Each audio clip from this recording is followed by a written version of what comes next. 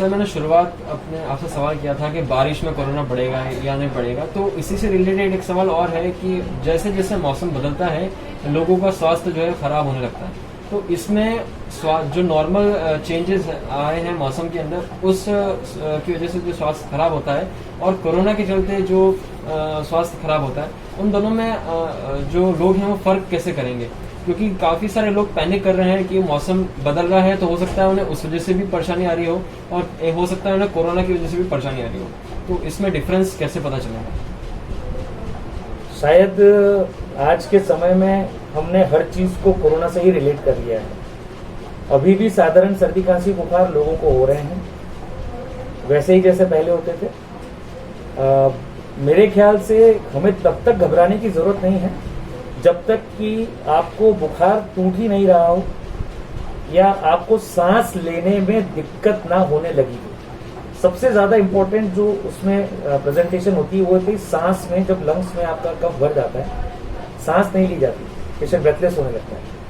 अगर ऐसी सिचुएशन नहीं है, हल्का सा नजला सर्दी खांसी बुखार है, आप देसी नुस्खे घर के अपनाइए। अगर नहीं होता है, आप अपने डॉक्टर से फोन पे कंसल्ट करिए या उनको दिखाइए फीवर क्लिनिक्स पे। आपको सिंपल मेडिसिन का मेरे ख्याल से 90% 95% लोगों को तो बहुत इजी गोइंग में घर की रेमेडीज से या छोटी मोटी जो दवाइयां हैं उन्हीं से रिलीफ हो जाता है। बिल्कुल पैनिक करने की जरूरत नहीं है।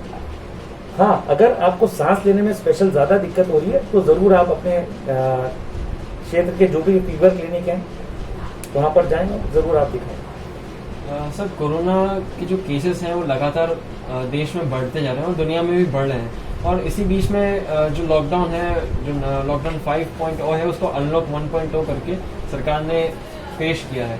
इसके अंदर सर हम ये देख रहे हैं कि बहुत सारे लोग बेफिक्र होकर के बाहर लोगों ने घूमना चालू कर दिया है और कोई किसी प्रकार का जो वो नहीं रख रहे, ख्याल वो नहीं रख रहे, ना मास्क लगा रहे हैं, ना सैनिटाइजर्स का उपयोग कर रहे हैं। तो एक लोगों के अंदर माइंडसेट हो गया है कि कोरोना चला गया।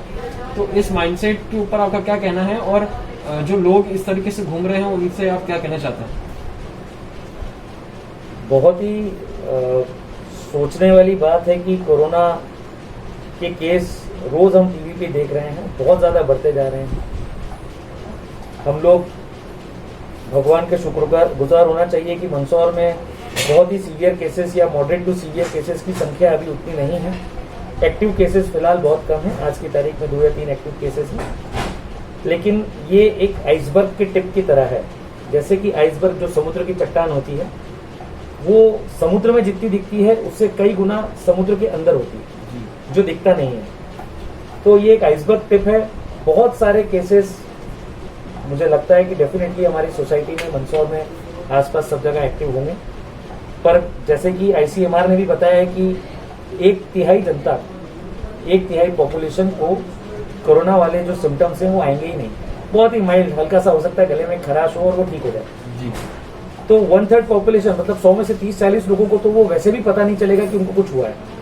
तो ये एक बम की तरह है, आपको मालूम ही नहीं कि कौन। आप कभी जब मार्केट में जाएंगे, भीड़ वाली जगहों पे जाएंगे, वहां पे संक्रमित होने का खतरा पूरी तरह से अभी भी बरकरार है। अगर आप अपने परिवार वालों से प्यार करते हैं तो प्लीज सोशल डिस्टेंसिंग का पूरा फॉलो करें। अनावश्यक भीड़ वाली जगहों पे बिल्कुल ना जाएं। अगर आप जाते भी हैं तो कोशिश करके कभी भी सही सतहों को, हैंडल्स हो गए, दरवाजों के वो हो गए हैं, घंटियां हो गई, लिफ्ट के बटन हो गए, गाड़ियों के हैंडल हो गए, दूसरों की गाड़ियों के हैंडल, इन तरह की चीजों को ना छुएं जितनी कोशिश हो सके।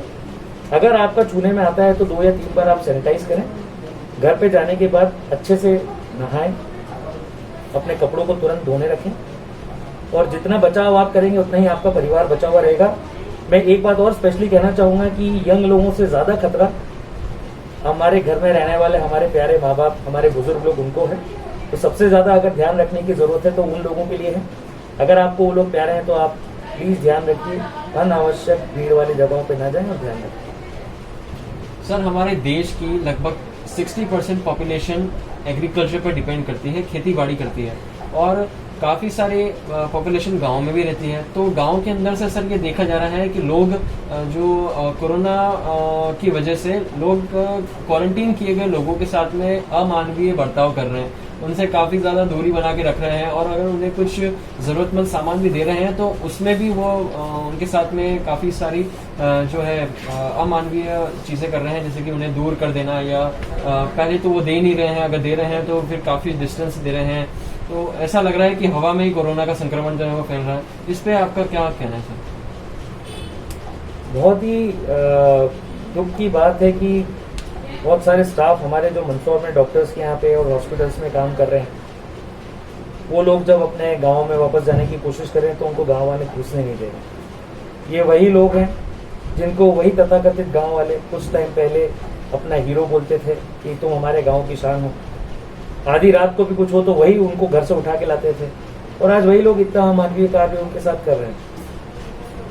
ये बहुत ही विडम्बना की बात है। पढ़े लिखे लोग, सरपंच कहीं कहीं गांव के, वो लोग भी इनमें इनकी मदद कर रहे हैं। मेरे ख्याल से ऐसा नहीं होना चाहिए।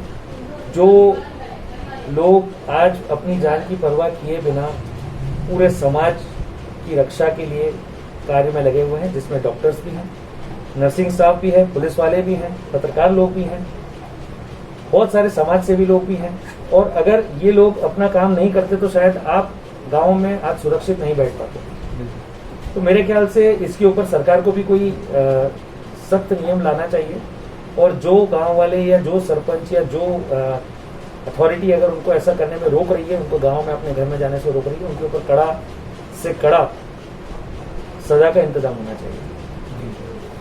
एक सर आखिरी सवाल था मेरा आपसे कि लोग काफ़ी पैनिक कर जाते हैं, जैसे कि कुछ केसेस में देखा गया मंदसौर में, उन्होंने संक्रमण होने के बाद में भी उन्होंने इत्तला नहीं दी या वो जांच कराने के लिए गए नहीं, क्योंकि लोगों के मन में डर है कि बहुत सारी अफवाहें जो चल रही हैं कि ऐसा हो जाएगा, ऐसा हो जाएगा। तो इन अफवाहों पे रोक लगाते हुए और लोगों को अच्छी हिदायत देते हुए सर आप क्या कहना चाहते हैं? मेरे प्यारे दोस्तों, जैसा मैंने एक लास्ट टाइम पिछली बार भी इंटरव्यू में बोला था कि ये बहुत ही कठिन समय है और हर किसी के लिए कठिन है।